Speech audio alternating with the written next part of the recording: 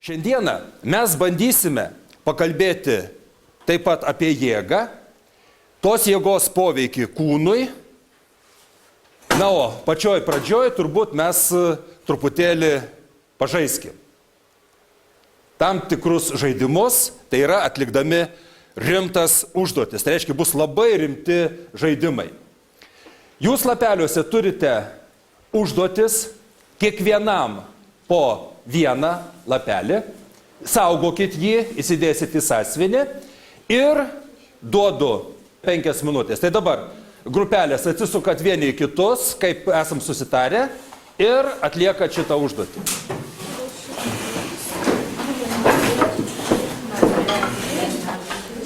Jei kas neaišku, klausėt iš karto.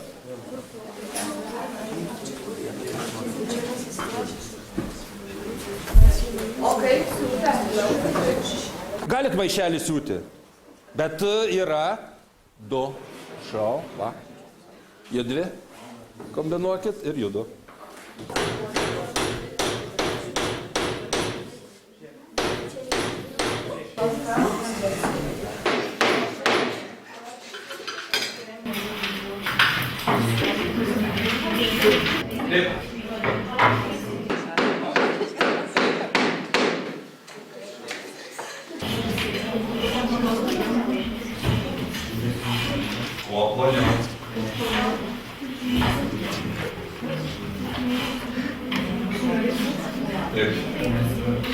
Maisto produktas.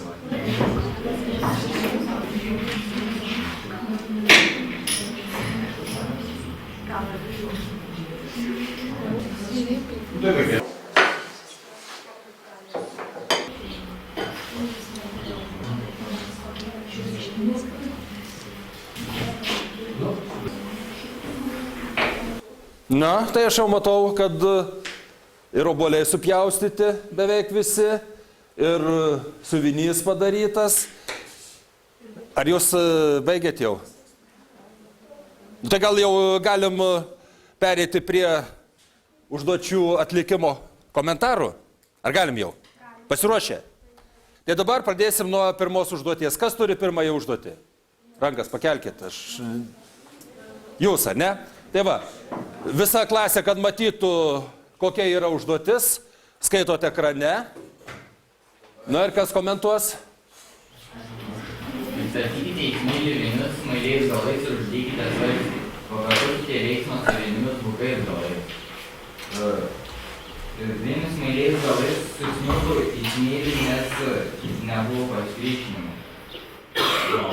Taip. O vienis bukais galais susmiugo labai mažai, nes buvo šioks toks pasipriešinimas. Buvo šioks toks, ne? Nu ir dabar, kodėl?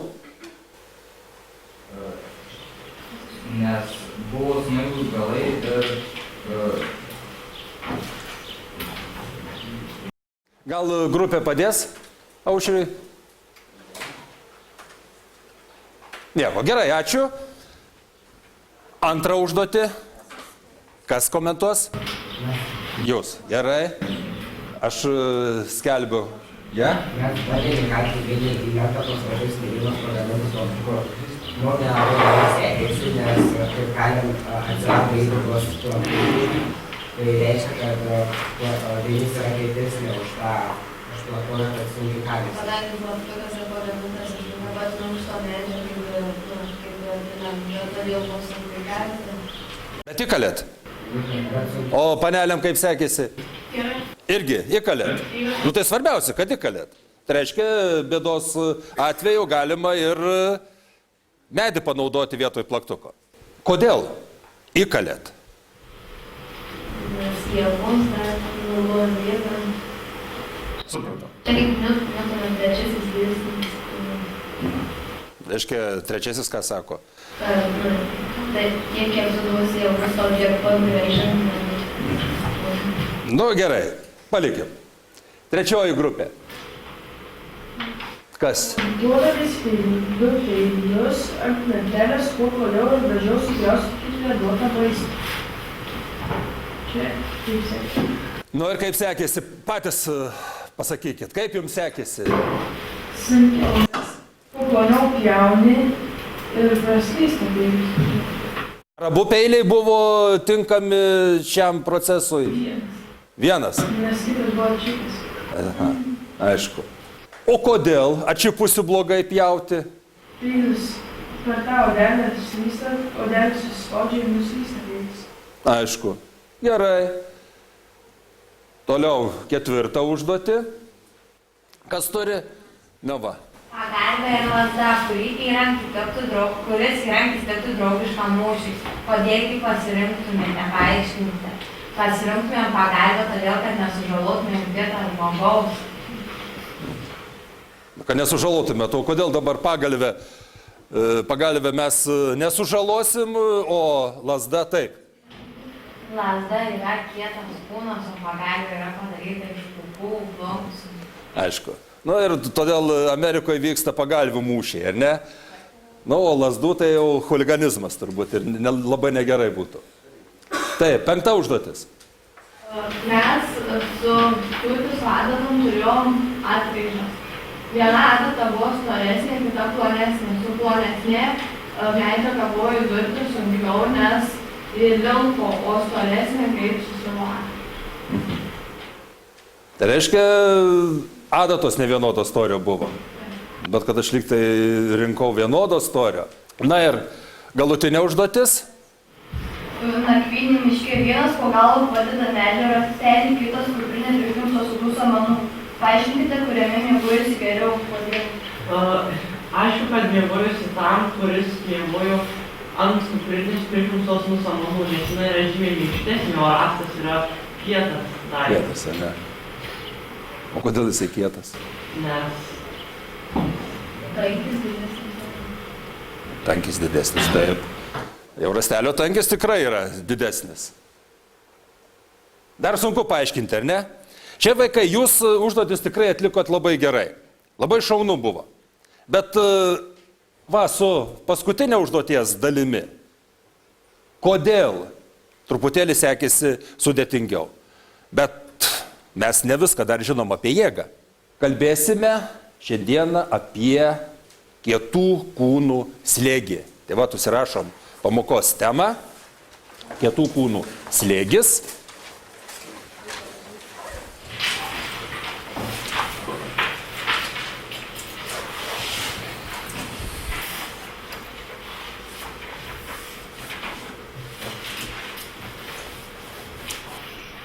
Na ir ką mes šiandien aiškinsimės šioje temoje.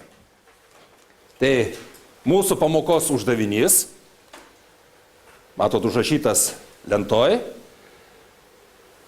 dirbdami grupėse, naudodamėsi vadovėliu, ir tai dar ką aš rodysiu, bandysim išsiaiškinti, kas yra tas slėgis ir nuo ko priklauso to slėgio dydis.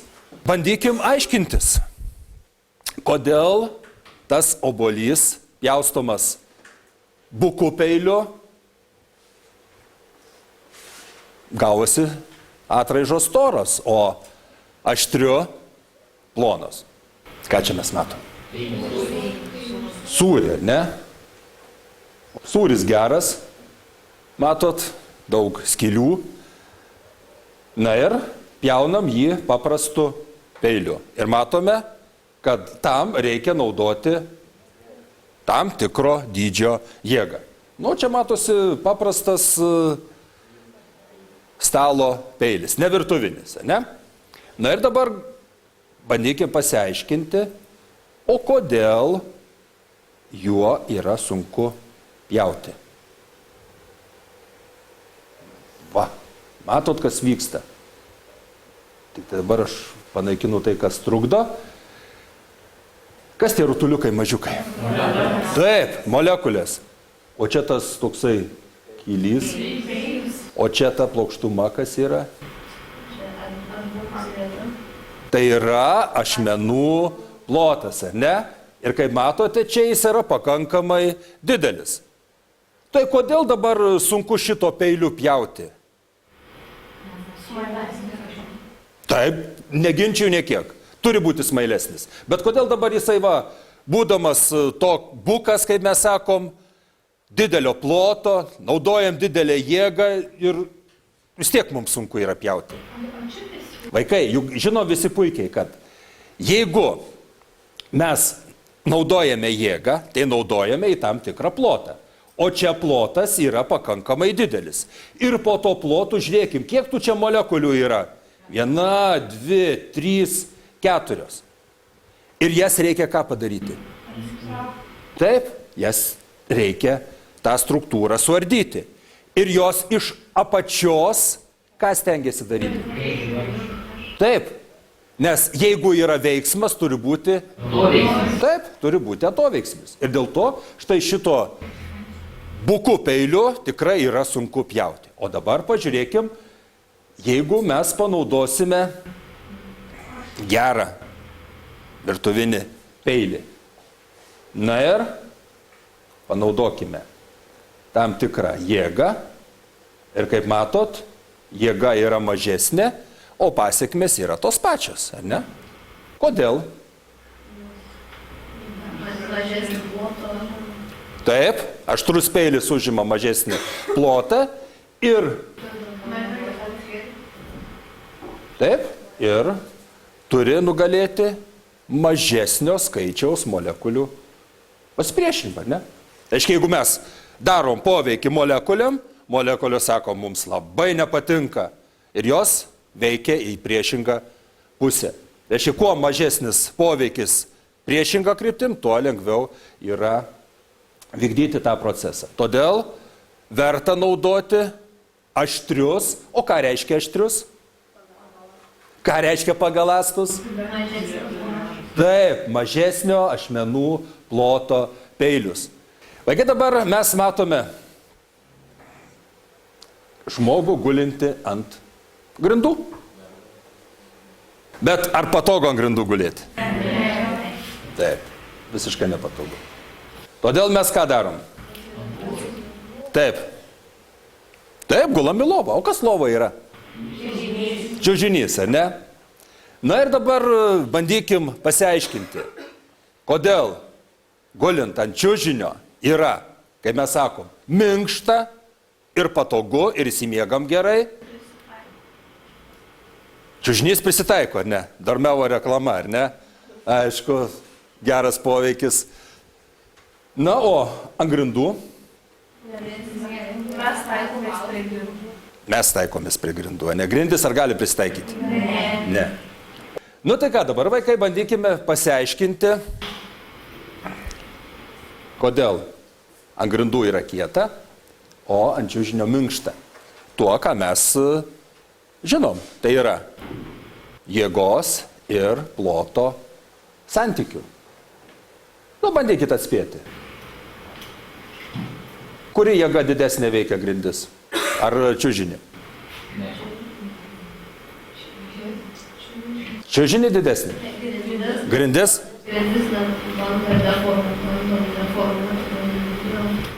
O vaikai, ar jūsų svoris pasikeičia, jeigu jūs atsigulat ant grindų ar ant čiužinio?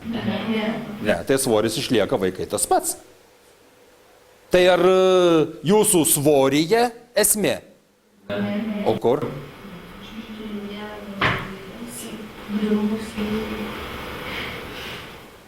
Na, tiek to. Pažiūrim. Man atrodo, kad yra pats svarbiausias dalykas tai, kad mes liečiame nevienodą paviršių. Dabar pažiūrėkime. Čiužinio lietimosi plotas praktiškai atkartoja visus kūno kontūrus. O ant grindų, matot geltoną spalvą, tik kai kurios vietos. Na ir pagulėjus porą valandų, kurios vietos skaudės? Šonai, ne? Tai yra petys, alkūnė, dubuo, na ir turbūt kelieno dalį. O kodėl būtent šitas vietas? Aha. Nu, bandykim pažiūrėti, kaip dabar pasiskirsto mūsų svoris.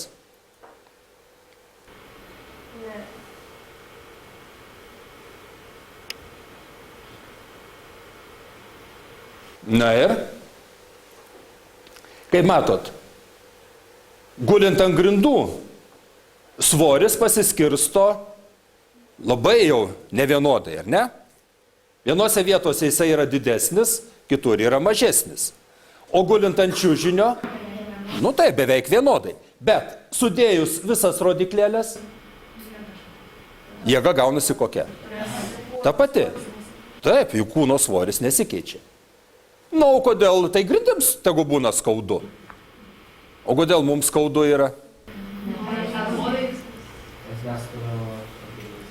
Taip, mes slegiam grindis arba čiužinį, o atitinkamai yra priešprieša, ar ne?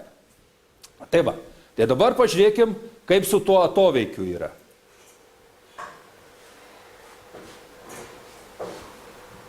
Čiužinio tai pasiskirsta yra atoveiksmis pasiskirsta, tolygiai aprengiam nevienodai. Taip, taip.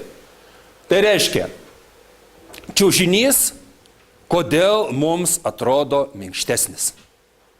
Prašau? Kad atoveiksis, kad lygiai pasiskirsta, Gerai. Kai gulim ant grindų, ta pati jėga pasiskirsto mažesnėme plote. O kai gulim ant čiužinio, tai ta pati jėga pasiskirsto didesniam plote. Tai reiškia, na? ir nelabai jauta, kai ant čiužinio guli to atoveiksmis. Savaime aišku. Grindų tau daug, tose vietose jauta. Taip. Taip va. Tai reiškia, slėgio reikšmė nuo ko priklauso ir dydis. Nuo jėgos ir ploto. O kokia kryptim veikia slėgis? Žemyn. Tik žemyn. Ir aukštyn.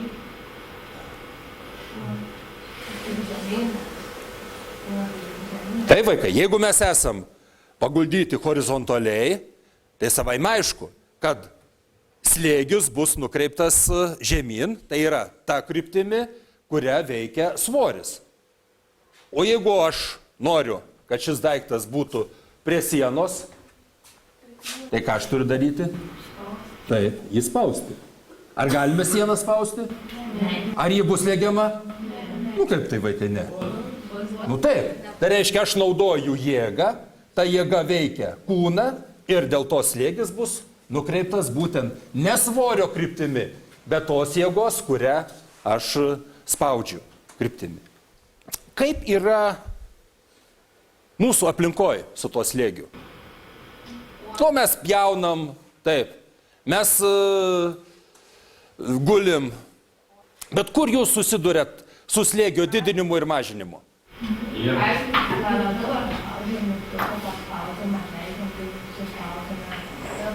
Taip.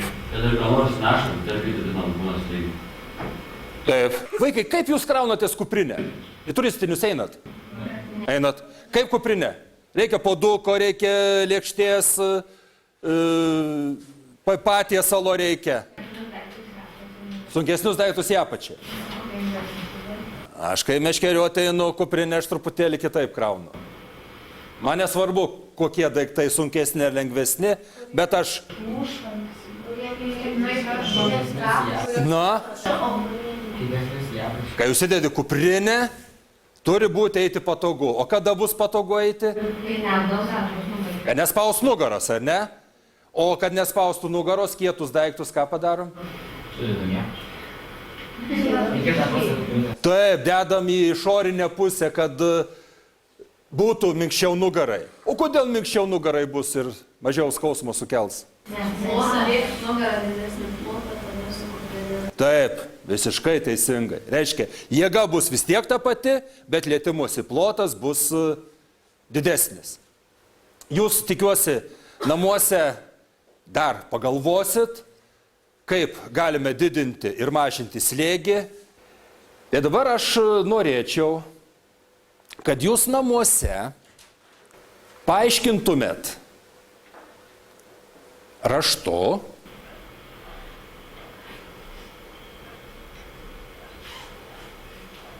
savo užduotį. Taip, savo užduotį. Kodėl viena adata buvo sunku siūti, o kita gerai? Kodėl vienos vinis gerai lindo į smėlį, o kita pusė ne? Kodėl plaktuku ėjo mediniu įkalti vinį? Kodėl lasda draugystės nestiprina? Na ir kodėl rastelis yra tikrai nepatogu? Tai vaikai, ką mes šiandien sužinojom? Apie slėgį, ar ne? Tai va, grįžtam prie uždavinio skaidrės. Ar žinome, kad slėgis tai yra jėga veikianti paviršiaus plotą? Na ir? O nuo ko priklauso slėgio dydis? Dar kartą. Taip, nuo jėgos ir ploto. Jeigu norime didinti slėgį, neturėdami jėgos, bet norim sukurti didelį slėgį, taip, mažinsim plotą. O jeigu negalėdami naudoti mažiau jėgos, bet norėsime, kad slėgis būtų nedidelis, taip, tai va. Tai va, vaikai, tikiuosi, kad mes išsiaiškinom, kas yra tas slėgis, kaip jį galime didinti ir kaip mažinti. Ši pamoka, manau, kad pavyko. Nes vaikai ėmėsi iškart užduočių. Jas atlikinėjo taip, kaip aš numačiau. Į klausimus, kurie buvo pateikti užduotį, taip pat tai, ką maniau, kad jie atsakys ir kokius teiginius sakys ir ko jie nepasakys. Ir dar labiau džiugu, kad skaitmeninis mokymosi objektas padėjo jiems suprasti, kodėl neaštrių daiktų, tai yra buku daiktų, pjauti yra sunkiau, kad reikia didesnės jėgos į didesnį plotą, norint sukelti tam tikrą slėgį.